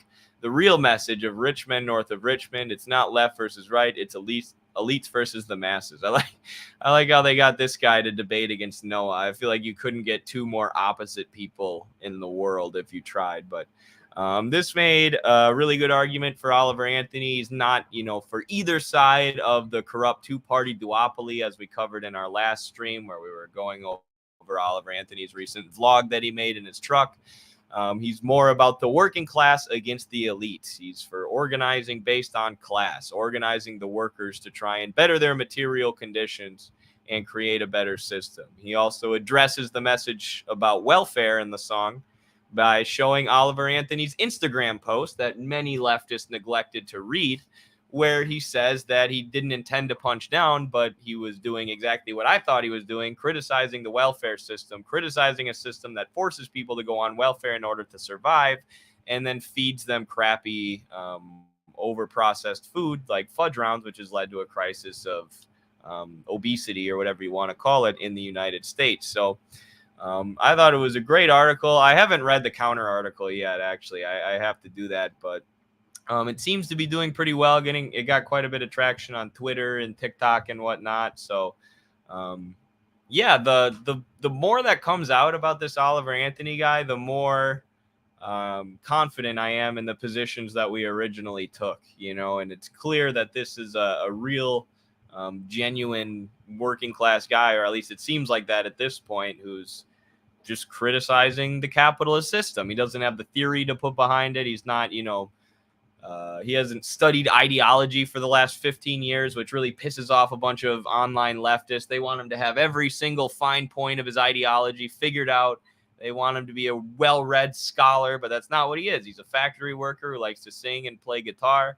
And he wrote a really good song that expresses the discontent among the American working class that exists right now. And, it went viral for a reason. It caught on with a lot of working class Americans for a reason. So as Marxists, to ignore that would be just plain silly. It's also very weird of the astroturfer to divorce himself from the people that supposedly astroturfed him. Yeah, I mean, every time he opens his mouth, he just gets better and better and better. And it's, maybe he's actually getting better, but I've looked at his older songs, and he's always been pro poor and working class people. He's always been against the two-party duopoly, at least his songs imply that. And he's been against war, and he expresses it in his unique form. Yeah, he's not talking about imperialism and capitalism. He's expressing it in layman's terms, but it's very clear that the whole reaction, dog whistle this, astroturf that of the left, has just been a load of bullcrap, and he's confirming the bullcrap character of the things that they have been saying, and he's not only attacked the right that has been trying to kind of tokenize him, but he also attacked the left that has been talking a whole bunch of shit about him that is just baseless stuff. And all they've really been doing, whether they recognize this now or not, hopefully one day they do, but all they've been doing is just reiterating the bullshit talking points of the liberal wing of empire and capitalism, which has hated this person because they see the potential that that a voice like this, along with other voices, can play in uniting the people against the existing order. It's an embryonic. I'll admit to that. It's got perhaps some contradictions within it, but it's more than enough for us to work with and collaborate with. And I'm honored that we're one of the people that have been able to schedule an interview with Oliver Anthony, and I'm extremely excited to talk to him on September 3rd. As am I, and I really enjoy your analysis there. But I noticed you said the word bullcrap, and I wonder if you're aware that that's literally a fascist reactionary cat whistle. They're like dog whistles, but they're even more racist. So cat whistle. If you could refrain from any language like that in the future. I wonder what the origin of that is, because that's such a weird saying. It's a dog whistle. This is another. It's just one. like People bread tubers. Like there's a ContraPoint. Sorry, go ahead. Wait, I must be behind. I'm lagging. Yeah, I thought you were lagging a little bit. This is another one. Like people have been saying that it's really a Confederate dog whistle. He literally, like on the first day, he pinned the comment to the song saying, "It's Washington, D.C. If you look up at what's in a map north of Richmond, is Washington, D.C. It's a song shitting on politicians." And, if you look at his other work and you look at him more comprehensively, it's a song that understands the context of the fact that politicians are not just the agents doing this, but they're the prostitutes, if you wish, of the rich. Which, as he says in another one of his songs, the rich get richer and the poor get poorer. I mean, it's. I find it so difficult for people to listen to his music and not see an embryonic form of class consciousness there. And I think we need to have a Google Earth lesson here. Google Earth? What? Oh, sorry. Someone's lagging out, Carlos, but just so people know, this is Richmond. This is Washington, D.C. So do you think it's more likely that he's talking about the wealthy and corrupt politicians or the entire American North?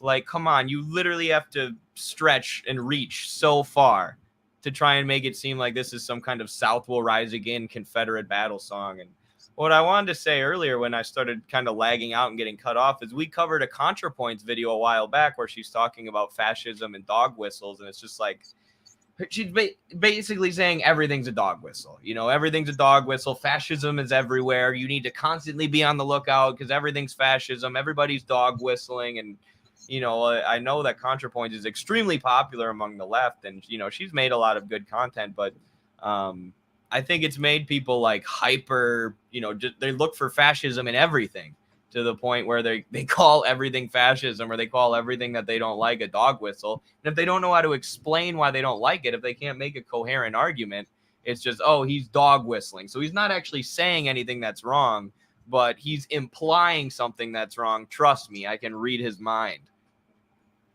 He talked about Wayne. He could have very much been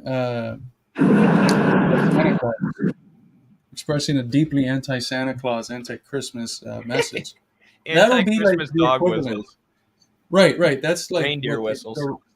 If the right thought of in terms of dog, which it does, but if it was as smart in this case, it would have said, that's a dog whistle for Santa Claus, and he wants to take Christmas away from us because he's an agent of the wokes. The war on Christmas. That's what this is all about. He's waging the war on Christmas. I knew it. That could make a good tweet. Yeah. So yeah, shout out to Noah for that. We had there was another song. I don't know if it's going viral or not, but we had a few people recommend it to us to listen to. Do we want to listen to that now, or do you want to play out the stream with that as our outro? Oh, we could. I don't think we'll get not a strike, but I don't think we'll have it taken down. Right. That's what I was thinking. I'm cool with that. Yeah. Cool. We got one more story then to cover today. We're going to actually make it through all of our stories for once. Very rare that happens. But I also made a TikTok about this already. I'm excited to see what Carlos has to say about it. But Bernie Sanders attacked the Cornell West campaign for criticizing Biden or for not backing the Biden campaign, and made the usual arguments that you've heard from the Democratic establishment. Trump is a fascist. If you don't vote for Biden, you're aiding fascism. And, I think this is particularly gross because Cornell West supported Bernie Sanders' campaign every step of the way. He was one of the biggest public intellectuals who tied himself to the campaign. He was a fighter for the campaign. He was an organizer. He was heavily involved. He was one of our favorite voices that was part of the campaign when Carlos and I were both working for it. And the DNC, the Democratic establishment that Bernie is now telling you that we need to support in order to save democracy, was the one who rigged the primary against him. And not just against him, right? It's not just about him. It's about the people who got behind Bernie Sanders, who believed in Bernie Sanders, who wanted a political revolution. So they threw all their energy and their small dollar donations into Bernie Sanders. And the DNC rigged 2 elections against him, which is obviously undemocratic, completely undemocratic. And now Bernie Sanders is saying we can't support Cornell West because we have to support the DNC to save democracy. It's just so ridiculous. And in this article, he says that Cornell West is his friend. It's like, well, apparently you're closer friends with Hillary Clinton and Nancy Pelosi because you're standing up for them before you'll stand up for your friend Cornell West. So Bernie is really, and people have pulled up on Twitter videos of him saying support third parties, support, the Green Party, or when he was running as an independent, he was against the 2-party duopoly. Here you go. The sound's off, Carlos. Okay. So this is a Bernie going against Bernie today. Based Bernie against not based Bernie, to put it in the youth's lingo. Turncoat Don should do a video of Bernie beating up Bernie as he did with Kyle Kalinske and a few other people. But let's give this bad boy a watch. Beginning, this is what would happen. You had the Democratic candidate running for something, the Republican candidate. Historically, Vermont had been a Republican state, a moderate Republican, not white, and then Democrats. And then we had a third party. And what would happen is debate after debate, television program after television program, the progressive third party people would in fact get the best response from the audiences. And people would say, yeah, you guys make a lot of sense. And then you go up to them and say, you're going to vote for us? And they say, oh, of course we're not going to vote for you. You can't win. You're going to vote for the Democrat. You're a much better candidate. Everything you're saying is true, but we can't waste our vote. Waste our vote was the expression. If there's any term that drives me crazy, is this quote unquote waste our vote. Now, my own view, and it has been my view for many, many years, is that what we need in this country is what Jackson calls a rainbow coalition. But it has to be done outside of the Democratic Party.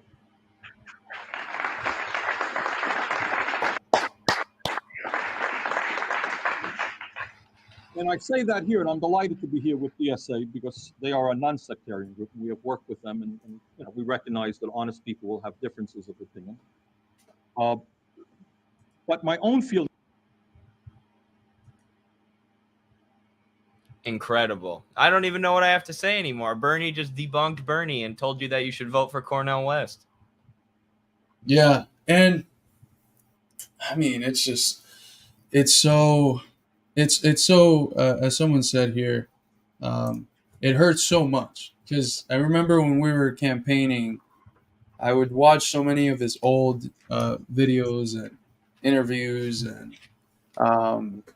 it's so sad the trajectory that he's had. But in many ways, it's played a very necessary moment for the point in history that we are today in the U.S., which is a left, specifically a young left, that realizes that the answer to their struggles are not in fighting within the Democratic Party.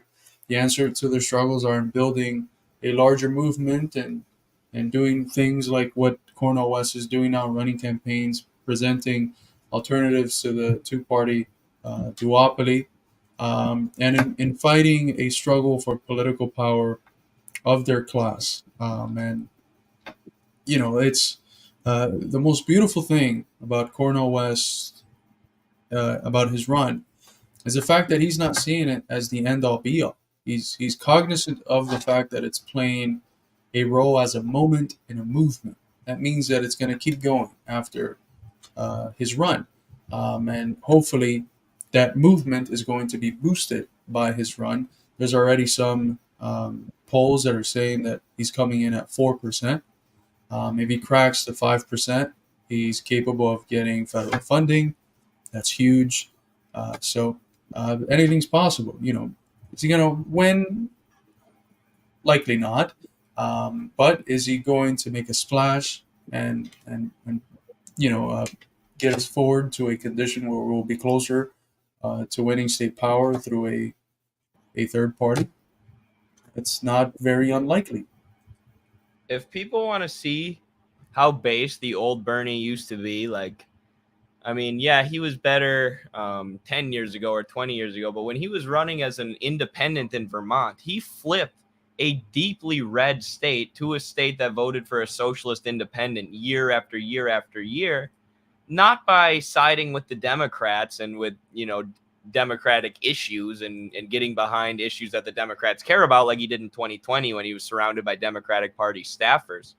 But he did so by going to the people, going to the unions, going to people who were registered Republicans, who were registered independents, who were registered Democrats, and saying, what do you guys want? What do you want me to do? You want me to fight for a new road here? This road has too many potholes? Okay, that's what I'm going to do. You want me to fight for a new park? Okay, that's what I'm going to do. Just literally went to the people and asked them what they wanted.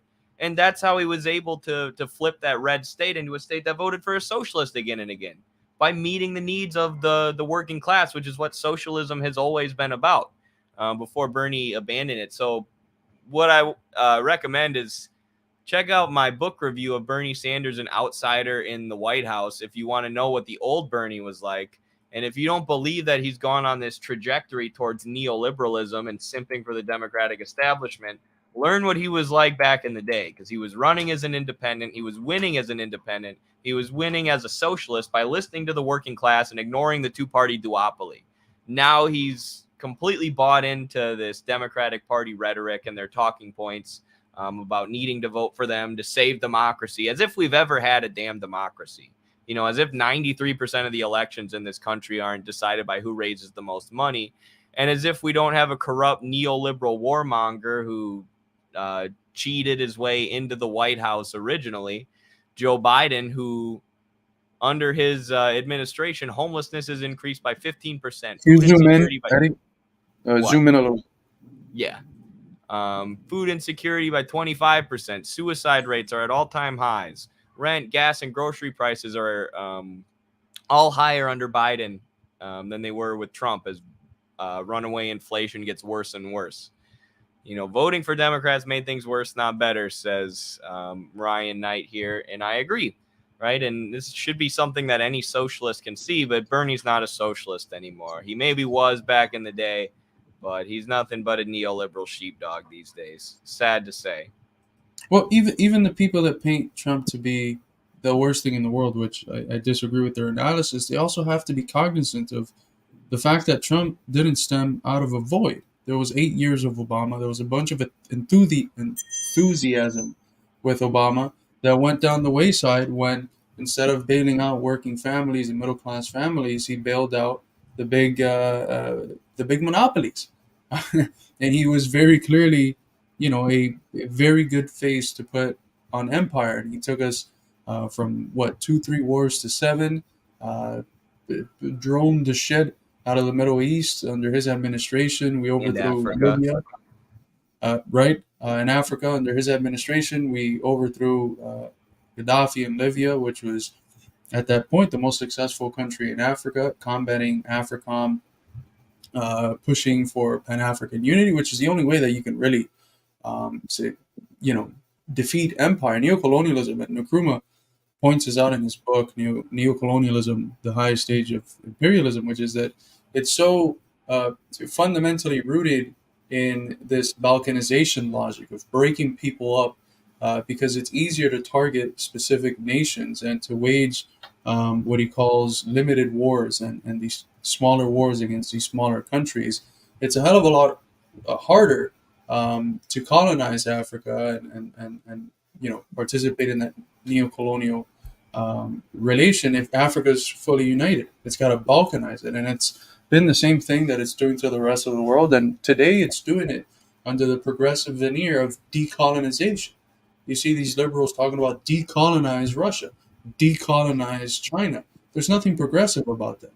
All that it's aiming to do is divide these countries, which are great powers, not imperialist powers. That's a good distinction that Chavez brings into being. A non-imperialist great power. They are not imperialist great powers that are pushing back against the imperialist world order, and that if you balkanize them, you divide them, they're weaker, and therefore imperialism can win. And now that's being pitched as everything else in our era of woke, of wokeism taking hold of bourgeois, taking the center stage of bourgeois ideology. It's being passed over through a progressive veneer of, no, it's not imperialist balkanization in order to destroy these countries and conquer them and keep them weak. It's actually decolonization. Don't you understand this is a progressive movement? It's it's the same thing that we've talked about. It takes various form, and that balkanization under the language of decolonization is just one more that it's taking. Absolutely. I'm trying to find a picture of the decolonized Russia and Russia and China that they use, but it's literally just balkanizing these countries, which they would love to do. Here it is. It looks real nice and colorful.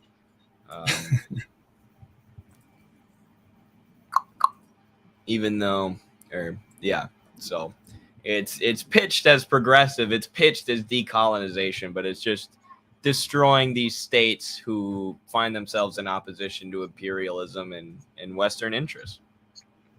Absolutely. As far as the election, I like the comment here from our comrade Nick from RBN. Dr. Cornell West at 4% before the campaign even starts is incredible. Remember, third parties only need 5% for federal funding. And we see the poll here from political polls. If when they calculated Dr. West, Trump has a margin that's larger than 5%. But the point that I was heading towards earlier was that even the people that think Trump is the worst thing in the world, they have to realize what produced Trump. What produced Trump? It was these, what Cornell West would call the milquetoast neoliberals. I don't think there's a whole lot about them that's milquetoast. I think they're very open to their own fascism. We've seen that repeatedly in the last few years. But these milquetoast, Nazi-funding, strike-breaking neoliberals, they're the ones that paved the way for a figure like Trump to become a possibility. So what sort of solution to problem B is, if problem B comes from problem A, how the hell is the solution to problem B going back to problem A? Doesn't that just put you back in the condition that reproduced the problem B that you so hate? For sure. And it shows how arrogant Obama is, or I feel like this whenever he starts talking about Trump, because he never, ever, ever takes any of the blame on his own shoulders. And neither does Hillary for losing in 2016. She literally blames it on Russia, which is even more delusional and ridiculous. And she tried to feed news stories to the media to make it seem like Trump was a Russia puppet and they were rigging the elections against her. And which is funny because they're now trying to lock up Trump for questioning the election results, which Hillary did. But sorry, I'm on a little bit of a tangent now, but when Obama talks about Trump, he never takes any responsibility. It's just, he's cracking jokes, doing his charismatic thing that he always does. This guy's a piece of crap. This guy's a bully. This guy's a crook. This guy's a criminal. Well, you're the one who invaded Libya and Syria and bailed out the big banks after the most disastrous financial crisis the country had seen and the world had seen since the Great Depression. Right? You're the one who literally bailed out these criminals who went right back to doing the exact same thing. And so did Biden with the Silicon Valley Bank, and they hid it under the rug. Yes. And his own economic advisors were saying if we didn't do that, it would have been 2008. They tried to cover up that statement because they don't want people to see that we're on the precipice of another giant financial crisis. But, Obama's handling of that crisis is largely what brought about Trump, and you could also point to some of the trade deals that were championed by Bill Clinton. But Obama was the one who was trying to push TPP through. Right? He was trying to push for all the same type of trade deal that NAFTA was, the same type of free trade deal that outsourced a ton of jobs in the Midwest and in the South. And, when the jobs flowed out, the opioids flowed in. And then, this sort of faux anti-establishment outsider comes around and Trump and says, I'm going to bring your jobs back. No shit. A lot of people in middle America, said, okay, fine, I'll take a chance on this guy rather than another Clinton. But then Obama never takes any responsibility. It's just Trump is evil and everyone who voted for him is evil. Like, look in the mirror, buddy. How arrogant are you? That's absolutely right, brother. And Biden is not going to win. And every move that the ruling class does makes me think that they want Trump to win. Even the liberal wing of, because how are you going to imprison him? His whole shtick has been, I'm the anti-swamp guy. I'm going to drain the swamp. I'm against the deep state. I'm going to abolish the deep state. I'm anti-establishment. If you come after him in a political persecution like the one that they're doing, that's just feeding into his narrative. That's just strengthening Trump. And it makes it harder for us. Our job would be, hey, Trump's not actually anti-establishment. Look at all of the things he did when he was president. The real anti-establishment one would be someone like Cornell West. It makes it harder for us now because the Trump worker could just say, if he's not anti-establishment, why is the establishment incarcerating him and persecuting him? It feeds into Trump, and that's all that the liberal media has always done. Like, it's absurd persecutions of Trump have fed that narrative that he puts forward, that he's some form of anti-establishment, anti-deep state figure, when he's not. He did some things that were unexpected and in some ways against the interests of empire, but it was very inconsistent. He did other things that brought us to the precipice of a third world war, when he murdered Soleimani, for instance, or when he escalated the sanction regime against Venezuela, and the same thing with Cuba. Overthrew the Cuban thaw that was started by Obama, something positive that Obama did, mediated by Pope Francis, but wrought terror on the Cuban economy, and it was a combination of that and the pandemic, which created horrific conditions in Cuba. So they're just feeding into Trump's narrative and making him stronger when they do these sorts of things. Couldn't agree more. And I tweeted that, and I was surprised at the amount of people who agreed and the lack of people who disagreed. People can kind of see it at this point. I think Trump derangement syndrome is really fading. And more Marxists are able to make a sober analysis of the Trump phenomenon, what it actually was. Yeah. You got anything else you wanted to talk about, Carlos, before we wrap it up? This has been a great stream. I'm very surprised we got through everything, but it was a very enjoyable stream, and hope we can do more of these late night streams. This is a really good hour for me to stream. Absolutely. I think we were competing with some folks like RBN and whatnot, but wow, gosh. Yeah, it was awesome. It's a comradely division of viewers or something. Right. It'd be cool if we can somehow coordinate with all these other groups that we agree with on 99% of things. True. To see our schedule so that we can prevent that sort of thing as much as possible. Yeah, I need to go on RBN again. CJ's always inviting me, but I've just been busy every time he's invited me lately for some reason. But hopefully I'll do that soon. I want to shout out our new book before we leave, The Outcome of Classical German Philosophy by Thomas Riggins, which you can get for $12 on paperback, $5 on ebook. Super affordable price. At some point, we'll maybe make it available to Patreon supporters and stuff. But right now, it's available here. It's for $5 on our website. Yeah, that's our newest piece from the publishing press. You want to talk about that a little bit, Carlos? You know it better than me. Yeah, well, Engels' Ludwig Feuerbach and the Outcome of Classical German Philosophy is such a understudied uh, piece within the Marxist oeuvre, and it's basically Engels sitting down and taking the opportunity to write what was it that him and Marx took away from Feuerbach and Hegel, and in many ways, it's an exploration of what were the rational kernels in Feuerbach and Hegel, and what were their mystical shells. What were the things that they left behind, and the things that they incorporated, and in the process, what is this new world outlook of dialectical materialism that Marxism brings into the world?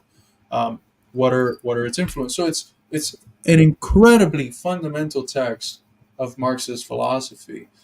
And what you have in this book is Reagan's providing a commentary and what's called an exegesis, right? An analysis of this text that's explaining to people what is Engels saying, how is this relevant to us today, and it's one of the most lucid commentaries of this book that I have ever seen. Riggins is notoriously known for how good he writes and how easy he is to read. He's a great pedagogist, a great teacher, and in this book you're going to have not just included the Engels text, which again is fundamental for Marxism. If you haven't read it, you're going to be able to if you pick up this book, but you'll have the commentary from someone who's been teaching for 60 years and has been a militant for 60 years. So it's kind of like if you were reading this book alongside Riggins, perhaps with the exception of some scotch. But yeah, other from that, it is basically what you're doing. So it's incredibly instructive, especially if you're just getting into Marxist philosophy. If you haven't done a whole ton of reading, this is a must read that's going to give you the foundations of Marxist philosophy. And along with the commentary and the Engels text, you have three other great articles on Engels. One of them, it's on Engels's work on nutrition and the development of the human organism. One of them is on Engels's work on religion. Engels got very interested in the ambiguous role of Christianity, how it can both play a function in a repressive function, a function in making the people dormant, but also a very revolutionary function on another side. And he even saw the early Christian movement in a way analogous to the early socialist movement. So Tom has an article on that, and an article on what Engels brings to the table of Marxism, which is so fundamental and so forgotten, especially by Western Marxists, that they want to separate Engels from Marx. There's this whole Engels debate that you have in the academy where they try to say Engels was someone who vulgarized Marxism. We really have to go only to Marx, and Engels was kind of stupid and he's not to the level of Marx. That's bullshit. Engels was brilliant, and you cannot have Marx without Engels. And the most wrong thing Engels ever said was when he considered himself, in a footnote in this book, he considered himself a second fiddle to Marx, and said that Marx is the genius, I am at best smart or something. But yeah, it's a great book, a great primer on Marxist philosophy, and check it out. And it's quite cheap. You're not going to get this level of quality book for these prices. $12. That's maybe a ticket to the movies, or an expensive pizza. I don't know. Yeah, check it out. Also got Yanis Iqbal's book about capitalism and education coming out soon that we're excited for. If you want to support us financially, patreon.com/MidwesternMarx is the best place to do so. Follow us on all platforms at Midwestern Marx. Make sure to subscribe if you haven't yet, or follow if you're watching on Twitch. Am I missing anything, Carlos? Yes, we're going to sign out to the song. Yes. I've got that up here. This is a song that was sent to us a few times by a few different people, and I think, again, as I've mentioned a few times, I'm hoping that there's a whole lot of more Oliver Anthony's, and that the aesthetic dimension of this people's movement against the dominant order of this real movement of history, aiming to overthrow the current state of things.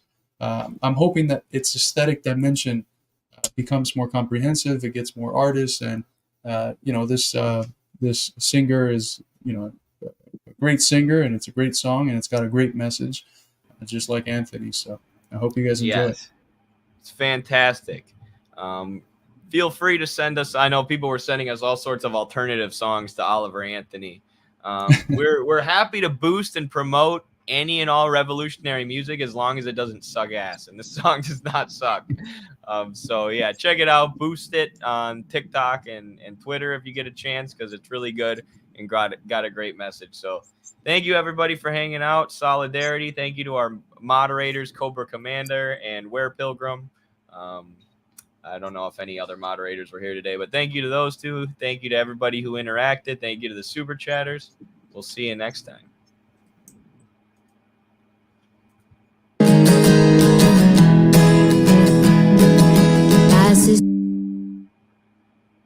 Oh, come on.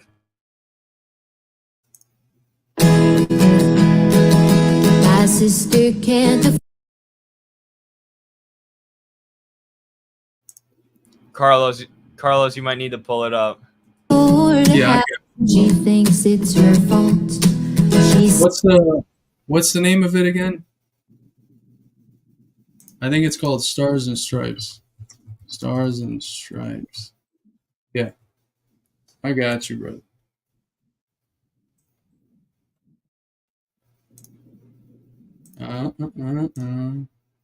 Okay, I got it.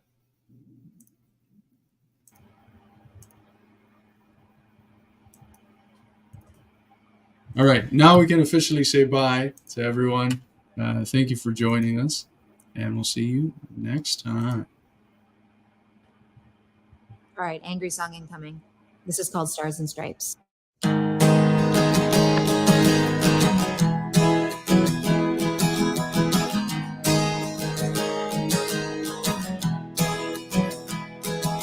My sister can't afford a house and she thinks it's her fault.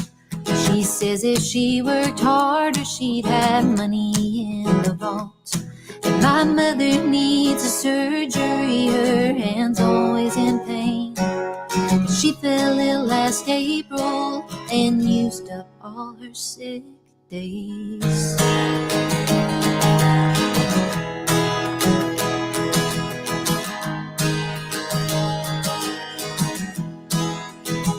They say the homeless need to disappear, extract them like a tumor, a stain on our society. They're all broken consumers. Don't try to put the blame on us, they ruin their own lives. It's not our fault that they got hooked on drugs that we prescribe. Stars for the silver spoons, stripes for the poor, stars for the nightly news, stripes if you oppose the war, stars if you steal the land, stripes if you take a stand, stars if you march in time, stripes if you don't fall in line.